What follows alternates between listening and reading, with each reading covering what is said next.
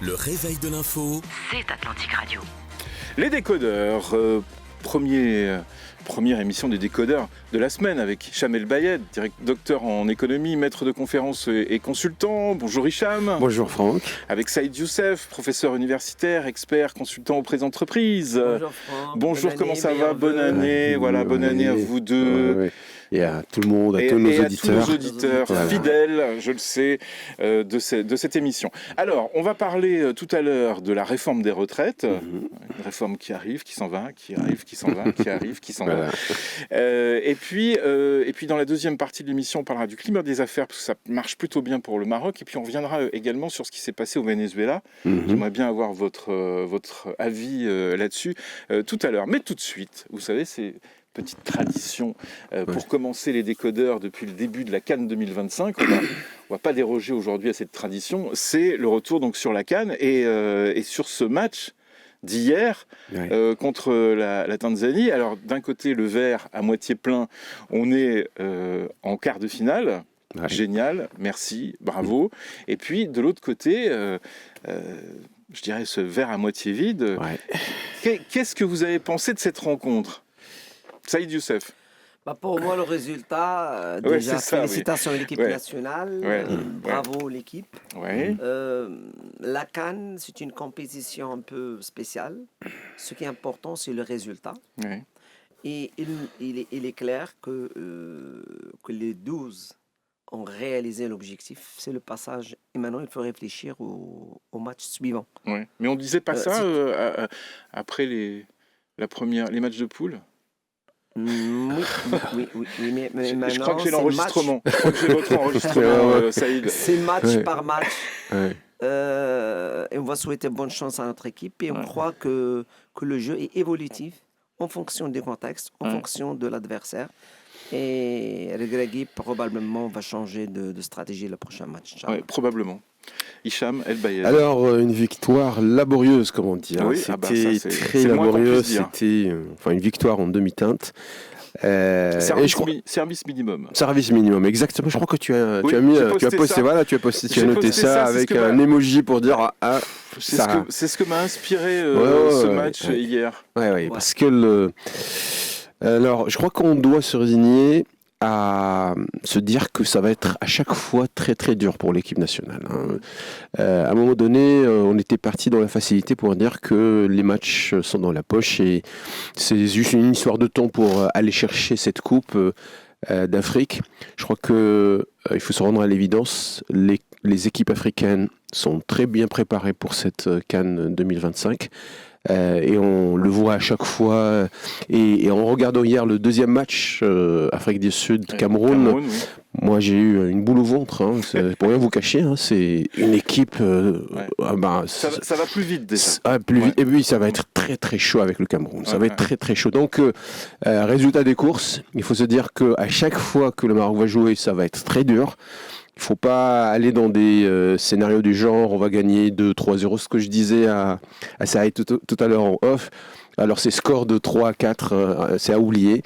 Maintenant 1-0, c'est déjà une petite victoire, mais ça va être assez pour pouvoir passer, mais ça va être très très compliqué. Mais est-ce qu'on n'a pas besoin finalement d'être en danger, nous, les Marocains, pour donner des résultats? Parce que ça a été très très lourd sur le dos des joueurs, finalement, cette pression de pays organisateurs. Et puis, bien sûr, les médias qui donnaient le Maroc favori, parce que pays organisateur, parce qu'une équipe qui n'avait pas perdu, je le rappelle, depuis longtemps, une équipe qui s'est très bien comportée dans le classement FIFA, au contraire, classement international. Donc, mais est-ce que finalement, c'était pas trop de pression sur les joueurs? Vous voulez mon avis? Trop de pression, certes, mais en même temps, il faut se dire qu'on joue à domicile, on joue devant notre public, on est chez nous. Je pourrais pas nier effectivement le poids et la pression effectivement du fait qu'on a gagné d'autres compétitions, U20, la Coupe arabe, etc. Donc c'est déjà effectivement des éléments qui sont là pour peser lourd effectivement sur les épaules de Regragui et toute l'équipe. Mais en même temps, il faut se dire que c'est pas hier. l'ambiance qui était sur le terrain, il faut demander aux gens. Malheureusement, on n'a pas pu avoir accès à cela, mais les gens qui étaient sur place, ils étaient effectivement dans une ambiance féerique. Hein. Donc, j'ai beau comprendre qu'il y a une pression qui est là, mais en même temps, il faut se dire qu'on joue à domicile, on est devant notre public, et le prince héritier et l'Al-Khadija, ils étaient aussi soutenus. Effectivement. Donc, ça veut dire que par ailleurs, il y a quand même le soutien de tout le monde. Hein, voilà. Ok, d'accord. Moi, ce que je pense maintenant, c'est qu'on doit continuer à soutenir l'équipe nationale. On doit toujours se dire que c'est une coupe un peu spéciale. C'est pas fini les matchs 4-0, 3-0. Nous avons des équipes qui sont vraiment bien préparées. Les conditions actuellement sont favorables à toutes les équipes. Et on va juste dire, souhaitons bonne chance à notre équipe et soyons derrière tous nos joueurs. Et Inch'Allah, on va passer au tour suivant et on va garder cette coupe au Maroc. Et espérons qu'on puisse reprendre effectivement ses esprits parce qu'il a sa place et une place incontournable. Il y a Karim Droné qui me dit non. Bah, on verra parce que chaque fois il va falloir trouver la formule. Il ne pourra pas jouer. Okay. Ah, il ne pourra pas jouer. Ah oui, ça c'est une mauvaise nouvelle. Bon, Alhamdoulilah, on a d'autres alternatives. Il y a un plan B, C et D, donc on va pouvoir faire autrement. Messieurs, je crois qu'il va être beaucoup plus facile de parler de la réforme des retraites juste après le journal de Karim Droné. Atlantique Radio, les décodeurs avec Hicham El Bayed et Saïd Youssef aujourd'hui. Et voilà un sujet sérieux. Hein, pas comme le foot, par exemple. Non. Voilà, c'est sérieux. C'est la réforme des retraites. L'heure des choix ou l'art du report. L'année 2025 aura été marquée par un nouveau débat sur l'avenir du système de retraite chez nous au Maroc, face à l'allongement de l'espérance de vie, à l'évolution du marché du travail, à la pression sur les finances publiques. Le gouvernement a tenté de moderniser un système souvent jugé fragile et déséquilibré, mais loin d'aller au bout de ses ambitions, l'exécutif a choisi de temporiser officiellement pour éviter les erreurs du passé, en repoussant certaines mesures controversées. Alors, pourquoi la réforme des retraites revient-elle systématiquement dans le débat public, mais sans jamais vraiment aboutir à une décision claire, à des mesures claires ? Qui veut répondre pour commencer ? Je peux y aller, hein, pas de souci. Allez. Alors la question des retraites, c'est la réforme des retraites surtout, c'est la patate chaude. Hein. On essaie effectivement de la passer d'un gouvernement à un autre. Tout le monde sent que c'est un sujet brûlant, c'est un sujet qui fâche, c'est un sujet très critique vu les enjeux qui sont derrière et surtout aussi les chiffres. Hein. Je peux avancer déjà un chiffre que j'ai sous les yeux. La CMR a affiché un déficit technique de 9,8 milliards de dirhams en 2023 avec une projection alarmante. Épuisement des réserves en 2031 s'il n'y a pas d'intervention structurelle. Ça veut dire qu'on va vers un mur. Et pour les raisons que vous avez avancées dès le départ, allongement de l'espérance de vie, ça on l'a compris à travers le recensement de la population de 2024. Nous vieillissons, nous vivons de plus en plus. Il y a de moins en moins peut-être d'actifs pour cotiser. Les solutions pour une époque passée ne marchent plus. Une époque où tout allait bien, on vivait normalement, on va dire, un taux de croissance sain, on va dire. Aujourd'hui, la situation n'est plus pareille. La croissance économique ne suffit plus, et toute cette gymnastique financière qu'on pouvait se permettre ne marche plus. Rallonger les cotisations en termes effectivement d'âge, faire augmenter les prélèvements et les cotisations, réduire les pensions, ça marche plus. Et donc, il va falloir trouver une solution beaucoup plus radicale, beaucoup plus intelligente, beaucoup plus consensuelle, parce que c'est, comme je disais tout à l'heure, c'est un sujet qui fâche, parce que personne n'est d'accord effectivement sur les préconisations qui sont sur table aujourd'hui. Les syndicats ne veulent pas rallonger effectivement l'âge de départ à la retraite, ne veulent pas effectivement qu'on hausse les cotisations, parce que déjà le pouvoir d'achat il est ce qu'il est, et donc pénaliser davantage les actifs avec des prélèvements supplémentaires, c'est se tirer une balle dans le pied. Et puis, l'histoire de rester effectivement sur un modèle des retraites chez nous qui a fait son temps, sans aller vers des mesures plus innovantes, avec peut-être intégration des assurances, avec élargissement de l'assiette, etc. On y reviendra peut-être tout à l'heure. On y reviendra. Saïd Youssef, là-dessus. Oui. Sur le report. Les déclarations du gouvernement sont claires. Choix d'une approche participative, c'est-à-dire qu'on doit intégrer toutes les parties prenantes dans la réflexion. 2, la solution n'est pas technique, donc on doit dépasser les solutions classiques, prolonger l'âge de retraite et augmenter les taux de cotisation. Ce sont des solutions qui sont saturées aujourd'hui, qui ne vont pas encore donner des... Et les résultats sont là. On parle d'un épuisement en 2031. On parle d'un déficit technique au niveau des caisses, au niveau des caisses de retraite qui est chronique. C'est-à-dire qu'aujourd'hui, c'est simple, les actifs d'ici n'arrivent plus à payer les personnes en retraite. Ça pour expliquer à nos auditeurs. Maintenant, qu'est-ce qu'il faut faire? Déjà, il faut faire preuve de plus de courage et d'audace pour aborder le sujet. Courage politique. Oui, courage politique. Mais aussi une responsabilité des parties prenantes.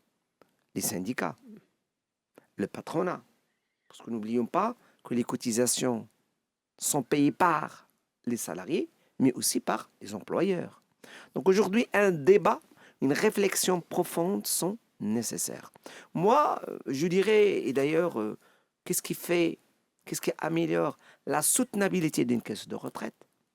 C'est déjà un nombre d'actifs qui doit être plus important. Chose qui n'est pas actuellement avec le changement au niveau de la pyramide des âges.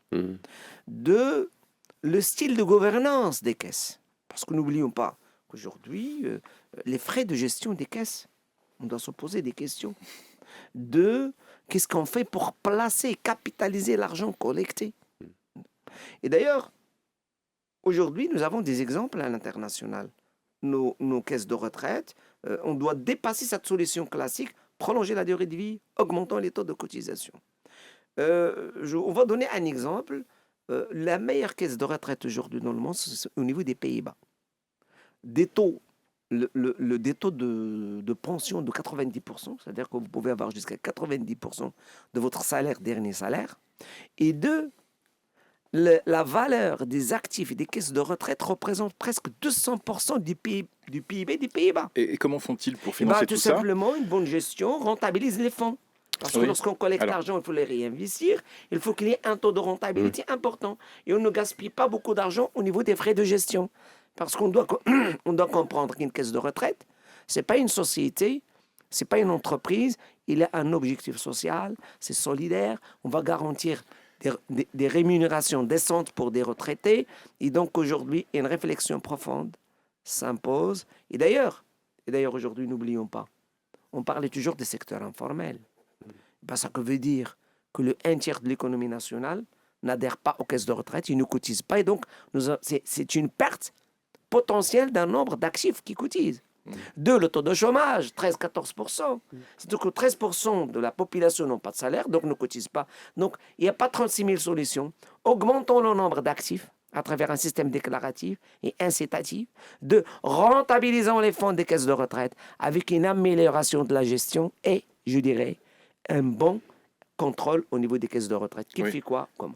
Alors, mais c'est vrai que l'informel, il est encore une fois au début de la chaîne, à la fin de la chaîne, parce qu'il y a aussi beaucoup de gens qui vivent grâce à la solidarité familiale et c'est presque intégré comme ça dans ce qui concerne les recettes et ici au Maroc. Pourquoi on a une économie qui est, sur certains points, même s'il y a un volet social important, mais libéral ou même voire ultralibéral, et qu'on n'arrive pas à trouver une solution ultralibérale, notamment un système de capitalisation, par exemple, pour les retraites? Alors, je crois que le problème, il faut aller le chercher un peu plus en amont, en matière de perception de la population du troisième âge. On a un problème avec nos seniors. Ouais. La perception des seniors chez nous au Maroc, c'est une perception de personnes qui sont arrivées à un certain niveau de leur vie, ils sont plus actifs, peut-être. L'idée, c'est qu'ils sont plus effectivement générateurs d'une valeur ajoutée pour le pays et ça sert strictement à rien peut-être de les insérer dans un paradigme donné. Alors que... Mais attendez, rappelez-moi l'âge de départ à la retraite. Chez nous, au Maroc, on parle de 63 ans. 63, et pour 60. Les universitaires que nous sommes, c'est 65 ans. Voilà. Ouais. Est-ce qu'on est cramé à 63 ans ou à 65 ans ? Écoutez... Ça dépend, évidemment. La problématique, elle est très complexe. Donc, n'allons pas vite dans des raccourcis pour chercher effectivement des solutions. Je vous provoque, je sais bien. Il y a d'autres pays, par exemple, où la question que je viens de poser, je serais déjà enfermé. Non, mais tu as raison, Franck. La situation, elle est assez problématique parce que Saïd le disait tout à l'heure, alors les solutions qu'on a pratiquées jusque-là ne marchent plus. Alors, Saïd a parlé effectivement, on peut hausser le niveau des cotisations, on peut aller effectivement vers un âge de départ encore plus poussé. L'autre solution, c'est effectivement réduire la pension, ce qui est impossible, ni politiquement, ni socialement, ni économiquement. Déjà, ce que nos retraités perçoivent, il est juste ridicule. Alors, aller effectivement vers réduire la pension pour dire c'est comme ça qu'on va équilibrer les caisses de retraite, c'est exclu. Alors, quatrième solution, c'est bien entendu l'histoire de élargissement de l'assiette. Donc, bien entendu, l'histoire du secteur informel, il va falloir faire un effort là-dessus pour faire du marketing, j'allais dire du secteur formel, pour attirer davantage, peut-être pour montrer qu'il y a des intérêts, des atouts, des avantages à rentrer dans la légalité, ce que beaucoup qui sont dans l'informel ne perçoivent pas, mais il va falloir faire preuve de pédagogie justement et peut-être d'intéressement pour les faire venir. Une cinquième solution, et ça a été dit aussi par Saïd, mais je le dirais autrement, l'histoire effectivement de placement des fonds qui sont collectés grâce aux cotisations. On ne fait pas assez d'innovation justement, on ne fait pas assez de prospection pour trouver les opportunités au niveau national et international. Justement, pour rejoindre ce que disait Saïd tout à l'heure, est-ce que c'est pas est-ce que la question elle n'est pas là ? Est-ce que finalement on a trouvé ce modèle ? Est-ce qu'il faut un autre modèle ? Sinon le gouvernement l'aurait fait, aurait pris des mesures pour améliorer l'existant, mais là ils ne le font pas. Est-ce qu'on n'est pas à la recherche ? Vous parliez tout à l'heure du modèle des Pays-Bas, il y en a d'autres. Est-ce que finalement on n'est pas à la recherche d'un modèle disruptif ? Ouais, un modèle disruptif, mais il faut avoir l'accord des parties prenantes. D'une part, vous demandez au patronat de faire un effort, peut-être il va le consentir, mais du côté des syndicats, ça va être difficile. Ils vont toujours vous dire, écoutez, le pouvoir d'achat déjà, ils font comme neige au soleil, les salaires déjà n'arrivent pas à suffire, comment voulez-vous effectivement qu'on prélève davantage sur les petits salaires effectivement des employés au Maroc. Ils vont vous dire aussi que l'âge de départ à la retraite, on ne peut pas aller au-delà parce que c'est juste inconcevable. À 63 ans, 50, 65 ans, on parle de 70 ans.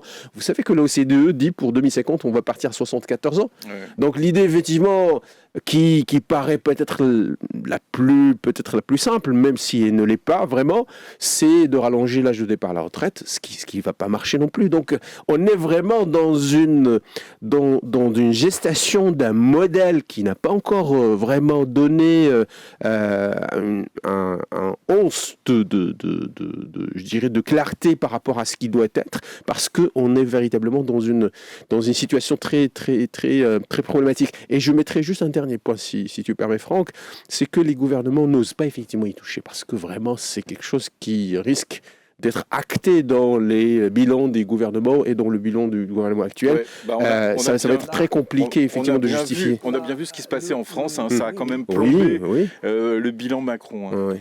Le choix actuel du gouvernement de choisir le participatif est une bonne chose, parce que le gouvernement dit indirectement c'est la responsabilité de tout le monde. Oui. Soyons responsables, parce que c'est une responsabilité historique. 2031, c'est demain. Demain, on ne pourra pas, il y aura un épuisement. C'est-à-dire qu'aujourd'hui, le total des réserves qui sont à 327 milliards de dirhams, on va les épuiser, tout simplement, parce qu'on collecte quelque chose comme 80, on dépense, nous avons un déficit. Le total collecté auprès des actifs ne permet pas de payer les retraites. Et donc, la solution est urgente. On doit réfléchir rapidement à des solutions. Il n'y a pas 36 000 solutions. Il n'y a pas 36 000 solutions. Déjà, il faut partir sur la base que le gap, le déficit est beaucoup plus au niveau des régimes publics, moins dans les régimes privés. Moins au niveau de la CMR et moins au niveau de la CNSS, mais beaucoup plus au niveau du CMR. Donc, il faut se poser des questions. Parce qu'il est un certain nombre d'années, on était généreux. On a distribué à droite et à gauche des départs volontaires, mal calculés. Et donc, il faut arrêter ce mode de redistribution qui n'est pas raisonnable. Donc, il faut dire attention, on ne peut pas continuer sur ce système. Il faut inventer un autre système beaucoup plus novateur. Deux, est-ce qu'on est... N'oublions pas qu'aujourd'hui, on est réellement dans un système de répartition. On collecte, on répartit. Il faut dire quelle est la rentabilité, il faut donner des comptes. Quel est le degré de rentabilité des fonds collectés? Comment encore les investir dans des placements, actions, obligations plus rentables? La CMR enregistre un taux de rentabilité qui oscille à 6% au niveau de ces placements. Peut-être qu'il faut aller un peu plus. Donc, le débat aujourd'hui est nécessaire. Des solutions originales sont pas uniquement nécessaires, mais vitales. Parce qu'il est quasi certain, si on ne fait rien, le gouvernement, les parties prenantes doivent assumer leurs responsabilités historiques. Parce qu'on est en train de mettre en risque les pensions des futures générations. Et je dirais, aujourd'hui, un secteur informel qui représente un tiers de l'économie nationale, 70% de l'emploi, est inadmissible si on veut résoudre ce problème. Tout le monde doit cotiser, tout le monde doit supporter cette charge et avec une meilleure gestion de ces fonds. Il n'y a pas 36 000 solutions, on est obligé d'améliorer la gouvernance. Alors ça a été parlé de la CIMR, de la CMR, de la CNSS, de la RCAR. Donc les observateurs, on va dire, très regardants sur l'évolution des retraites et des pensions, ils disent effectivement qu'il va falloir unifier justement le modèle des retraites au niveau de ces organismes de prévoyance. Et ça serait effectivement une façon de partir, comme tu l'as dit tout à l'heure, Franck, sur un modèle marocain des pensions de retraite, parce que l'hétérogénéité des systèmes peut-être pourrait créer peut-être un espace d'inéquité et d'iniquité en même temps. Alors deuxième aspect, c'est effectivement faire en sorte que ces fonds s'inscrivent, on l'a vu effectivement dans plusieurs études, vers un fonds souverain d'investissement. Donc le fait effectivement d'aller chercher une rentabilité meilleure, une meilleure gouvernance justement de ces fonds, parce que n'oublions pas, à plusieurs reprises, on a acté des détournements de fonds au niveau de ces fonds de pension. Et un problème aussi, j'allais dire, insidieux justement par rapport à cela, c'est la reddition des comptes. Il n'y a pas assez effectivement de rapports accablants ou de poursuites qui auraient dû effectivement être faites contre des patrons, ou en tout cas des responsables au niveau de ces caisses de retraite qui ont détourné des fonds. Donc il va falloir faire encore plus attention à cela. Dernier élément, si tu permets, c'est justement l'histoire que je disais tout à l'heure par rapport à l'intégration de la retraite et de l'assurance. Il semblerait effectivement que l'assurance avec la caisse de retraite, avec les pensions de retraite, pourrait éventuellement former les ingrédients d'un modèle qui pourrait permettre à ces fonds de pension d'être mieux capitalisés, mieux placés et générer plus de rentabilité, de retour sur investissement. Et je crois que ça aussi, c'est une solution qu'il s'agirait effectivement d'envisager. Est-ce que, à votre avis, cette réforme des retraites sera un des grands enjeux des prochaines élections au Maroc ? Ça s'annonce. La ministre de Finances, la ministre de Finances l'a déclaré. Elle a dit voilà, on assume. Il a lancé l'approche. Il y a une commission nationale qui est chargée de ce dossier. Donc c'est pas un dossier du gouvernement, c'est un dossier du Maroc. D'accord. Puisque les syndicats, les parties prenantes doivent assumer leurs responsabilités. Bien entendu, il y a toujours, lorsqu'on lance une réforme, il y a toujours un coût. Et le coût peut parfois être politique. D'accord ? Parce que c'est simple aujourd'hui, on va dire tout simplement aux autres de ne pas on va réduire, on va allonger, prendre des décisions parfois douloureuses, mais il faut les prendre avec responsabilité, engagement de tout le monde. On revient juste après les infos on finira avec cette thématique et ensuite on parlera du climat des affaires et du Venezuela. Les décodeurs jusqu'à 9h30 avec mes 2 décodeurs du jour, Hicham El Bayed et Saïd Youssef. Alors on a parlé de la réforme des retraites.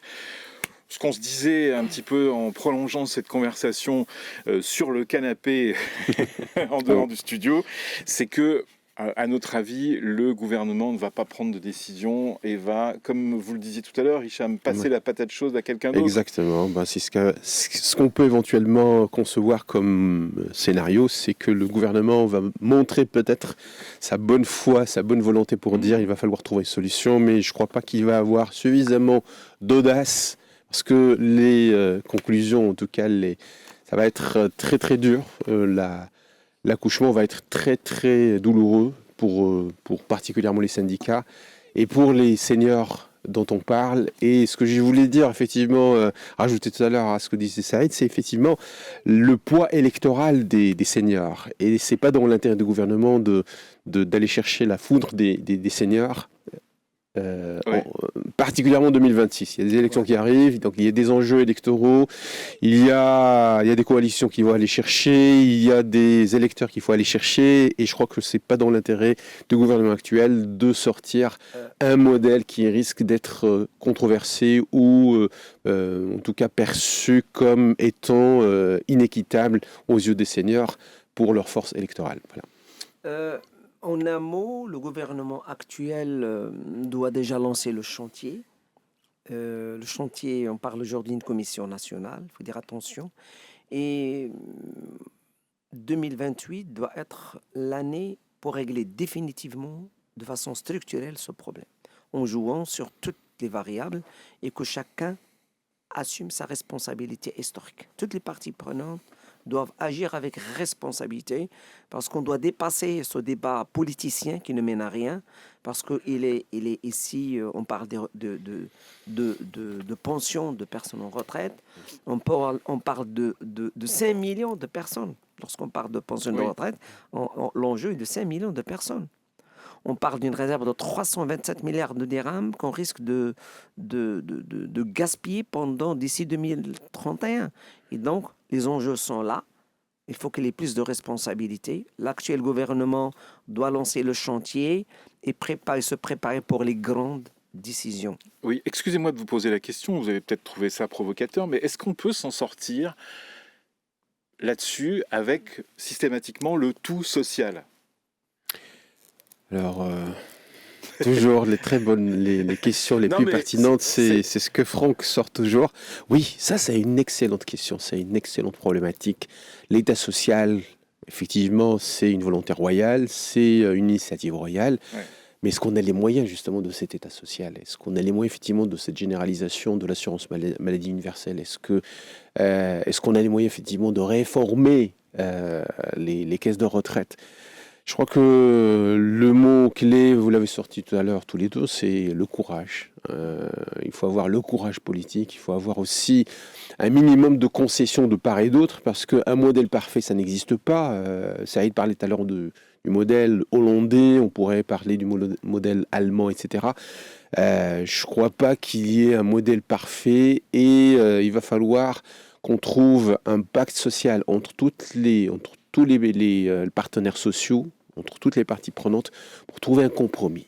Et ça, est-ce qu'on est prêt, est-ce que ces parties prenantes sont prêtes justement à jouer le jeu, à faire concession, à faire des compromis pour pouvoir arriver à quelque chose qui soit consensuel ? Je ne pense pas. D'autant plus, et je l'ai dit, je le redis, les élections qui arrivent n'arrangeront pas les choses. Ils ne vont pas accélérer le processus, contrairement à ce qu'on pourrait penser. On pourrait penser que le gouvernement a intérêt à accélérer le processus pour trouver un dénouement. Mais un dénouement, soit il va partir trop vite et le risque, c'est qu'on se retrouve avec des conséquences a posteriori qui vont être beaucoup plus explosives que celles d'aujourd'hui. Saïd parlait de 2028. Moi, je crois qu'en 2027, qu'on soit vraiment en avant justement sur cette bombe à retardement qui va déflagrer. Donc, il faut rester très vigilant et Et pour répondre à la question, encore une fois, par rapport à cet état social, est-ce qu'on a les moyens ? Je crois que, espérant que les taux de croissance vont augmenter les années à venir, espérant que la pluie restera encore là, espérant que les partenaires, on l'a déjà dit, européens puissent regagner en termes de croissance pour que nos marchés puissent fleurir davantage et encore plus, c'est avec ces hypothèses-là qu'on peut éventuellement prétendre à la réussite du modèle d'État social. 9h14, on a des débats express aujourd'hui. Vous écoutez les décodeurs d'Atlantic Matin. Les débats express. Premier débat express aujourd'hui. En 2025, le Maroc confirme sa place comme l'une des économies africaines les plus attractives pour les investisseurs, selon la 2e édition du rapport Business Ready de la Banque mondiale. Avec un score global de 63,44 points sur 100, le Royaume se classe 2e en Afrique et dans le monde arabe, au-dessus des moyennes mondiales, africaines et arabes, et voit ces indicateurs s'améliorer par rapport à la première édition. Alors, les performances sont particulièrement fortes dans des domaines clés comme la création d'entreprises, les services publics, le commerce international et l'implantation des entreprises. Quels indicateurs se sont réellement améliorés dans ce climat des affaires, Saïd Youssef ?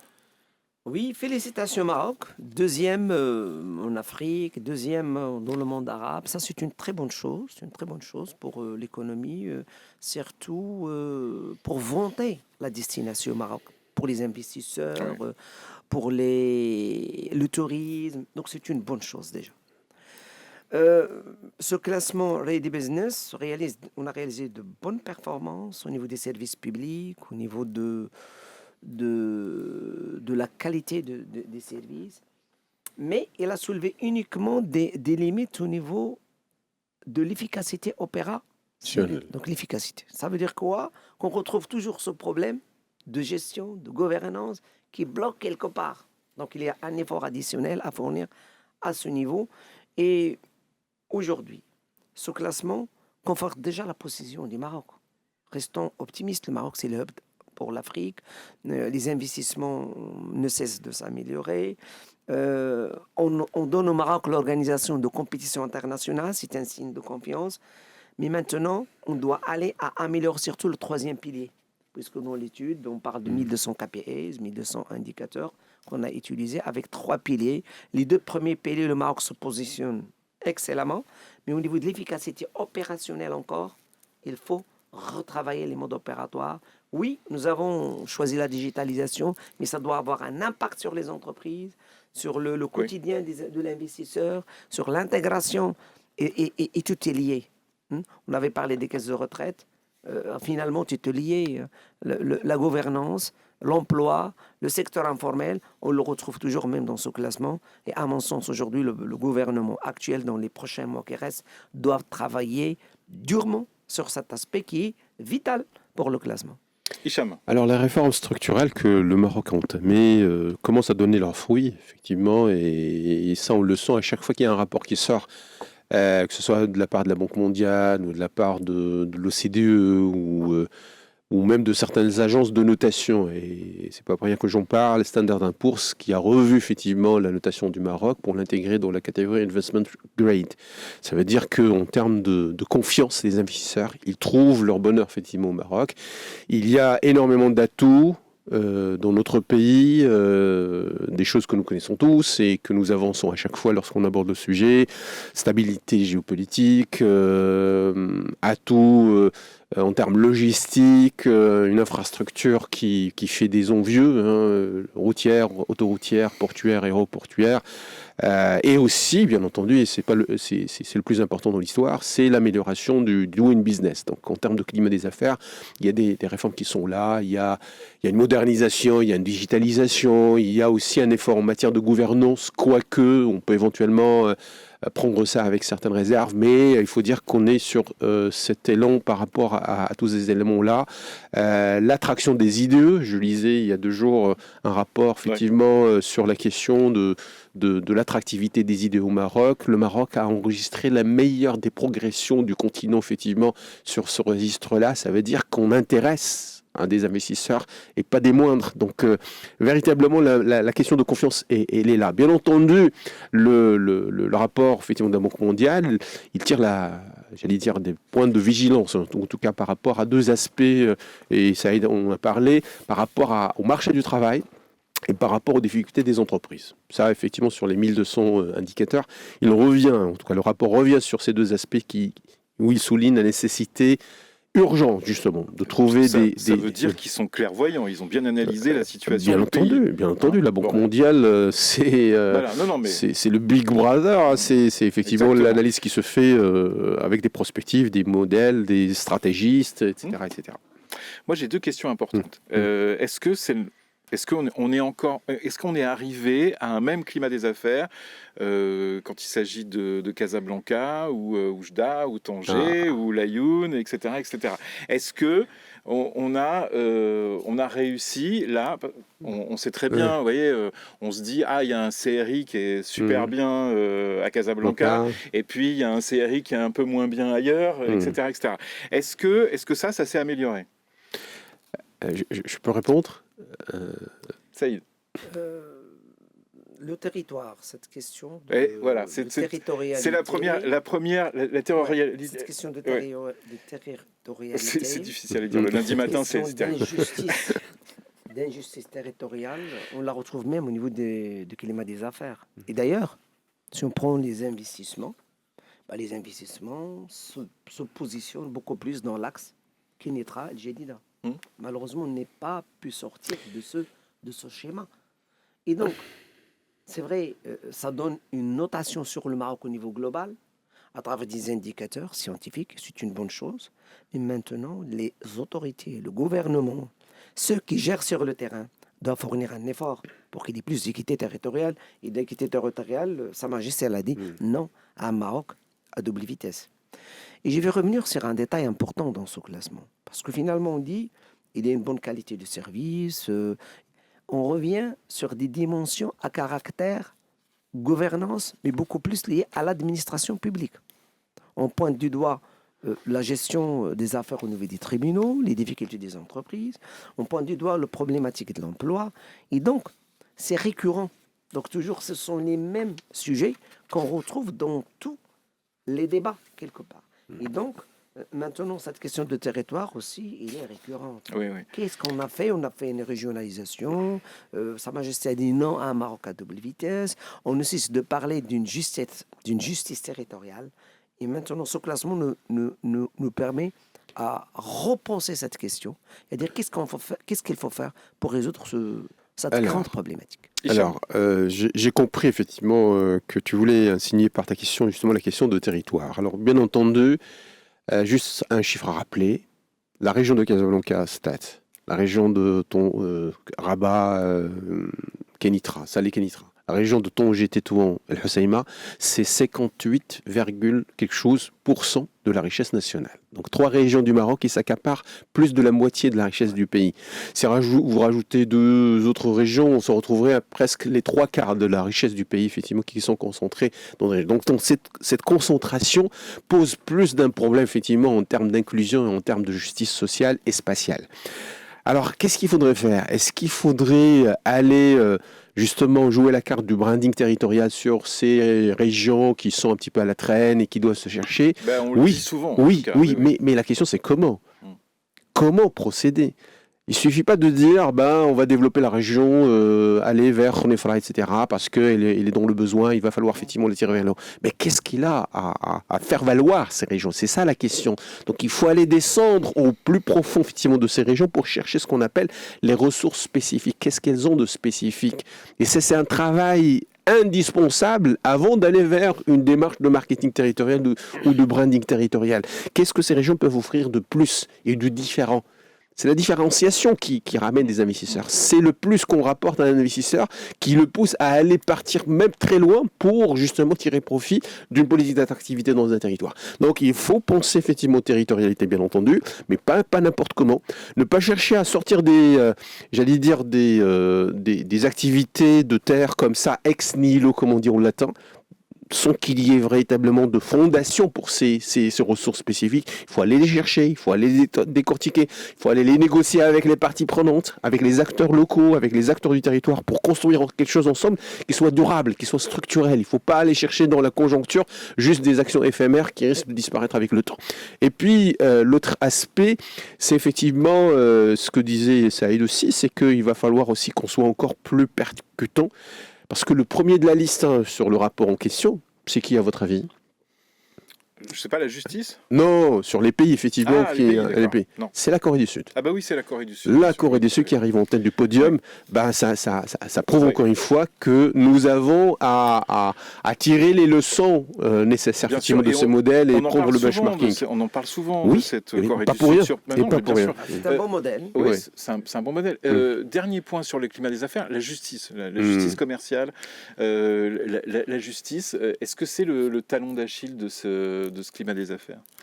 La justice, de façon générale, il me semble, c'est un dossier, c'est le talon d'Achille, effectivement. Dans un pays, ce qu'on regarde, les investisseurs, et ça peut inquiéter, effectivement. Ce qu'on regarde, c'est la justice tout d'abord. C'est effectivement, est-ce qu'on est dans un pays qui respecte les droits humains, un pays qui respecte les droits des travailleurs, un pays, effectivement, où si vous avez un différend, vous avez la possibilité de pouvoir rester auprès d'une cour de justice, etc. Est-ce que vous avez des brevets et dans quel cas le pays en question, il est de nature à protéger vos brevets. Vous n'êtes pas dans un pays, passez-moi l'expression, voyou, où on peut se permettre effectivement de copier et faire de la contrefaçon de vos productions, etc. Donc un pays avec un arsenal législatif opérationnel, encore une fois, c'est pas les textes qui importent, c'est l'opérationnalisation de ces textes. Et le Maroc, il fait un effort dans ce sens. Il y a la digitalisation qui arrive, il y a la modernisation, il y a parfois cette audace aussi qu'il faut faire. Quand j'entends notre ministre de la Justice parler, je trouve en lui, effectivement, je n'approuve pas tout ce qu'il dit, mais quelque part, je trouve effectivement il y a de l'audace, et on a besoin de cette audace pour faire avancer les choses. Ça bouge. Là, dans le rapport, ça ressort que c'est un problème administratif. C'est-à-dire qu'on a mis toutes les procédures, mais lorsqu'on arrive sur le terrain, il y a un gap, il y a l'écart. Donc il faut maintenant, c'est l'affaire du gouvernement, dire qu'est-ce qu'il faut faire pour transformer cette administration publique comme catalyseur du développement local, du développement régional et au service de l'entreprise. Bien entendu, vous parlez des tribunaux. Les tribunaux, c'est une facette de l'administration, sachant qu'ils incarnent la notion de justice. Actuellement, un grand chantier doit être lancé à ce niveau. Quelle qualité de service fournir aux opérateurs économiques pour créer plus de richesses? L'administration ne doit pas être un blocage pour le business, pour le monde des affaires. Plus de flexibilité, plus d'écoute, plus d'aide à ceux et celles qui créent véritablement la richesse. Parce que la richesse d'un pays, ce sont ces entreprises qui créent de la valeur ajoutée, qui après créent de l'emploi, qui participent à la répartition de la richesse. Et donc, le prochain grand chantier Marshall du Maroc à ce niveau, pour encore conforter ce classement, parce que le classement, il est provisoire. Si rien n'est fait, on risque d'être classé 3e, 4e, avec toutes les conséquences. Donc, il est clair que ce classement, c'est une bonne chose, on se félicite déjà, mais il faut travailler durement, avec beaucoup de sérieux, et ce sont les propos de Sa Majesté le Roi, pour atteindre les objectifs stratégiques du Maroc. Il y a deux autres aspects, et je crois pouvoir finir là-dessus. Il y a la question de la gouvernance. La gouvernance, le problème de la gouvernance chez nous. Le Conseil de la concurrence doit jouer pleinement son rôle, justement pour créer les conditions d'une concurrence loyale. On voit plusieurs secteurs d'activité où règne de la rente, où règne des ententes tacites, effectivement, entre opérateurs. Et si je dis opérateurs, je fais un clin d'œil au secteur des télécoms, bien entendu, où on a le sentiment qu'il y a quelque part une espèce d'entente entre les acteurs qui sont dans ce secteur. Et ça c'est on porte-à-faux par rapport, effectivement, à une question de concurrence loyale. Deuxième aspect, c'est la question de la corruption. 3 à 5% de notre PIB partent à cause justement de la corruption. 50 milliards de dirhams partent en fumée à cause de la corruption.